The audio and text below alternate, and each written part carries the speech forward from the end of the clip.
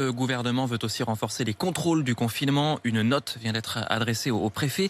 Les évacuations de malades continuent en France. Hier, des patients d'Auvergne-Rhône-Alpes ont été transférés en région parisienne en avion militaire. On en est à plus de 4700 lits occupés en réanimation. Et puis avec l'espoir du vaccin, faut-il le rendre obligatoire une fois qu'il sera sur le marché? On a les premières consignes, on a les premiers avis ce matin de Sophie Balbir. Oui, et d'abord celui de la Haute Autorité de Santé. Elle ne recommande pas la vaccination obligatoire, ni pour la population générale, ni pour les professionnels de santé. L'agence sanitaire insiste en revanche sur la nécessité de transparence envers les Français.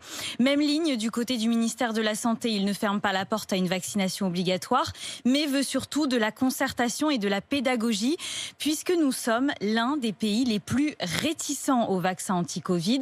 D'après une enquête publiée il y a une semaine par l'Institut Ipsos, aujourd'hui, 54% des Français accepteraient de se faire vacciner. C'est bien plus chez nos voisins, 69% en Allemagne, 80% au Royaume-Uni. Alors une question, peut-on vraiment le rendre obligatoire, ce vaccin contre le coronavirus? Écoutez la réponse du professeur Jean-Jacques Zombrowski, spécialiste de l'économie de la santé.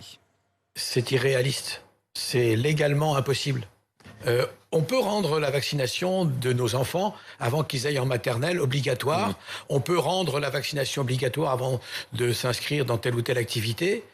Mais on ne peut pas rendre la vaccination obligatoire à 67 millions d'individus qui viennent ou qui circulent en France. Mmh. C'est tout simplement anticonstitutionnel. En matière de santé publique absolue ou dans des pays autres que le nôtre, ça peut s'imaginer. Chez nous, c'est pas très réaliste. Une autre question.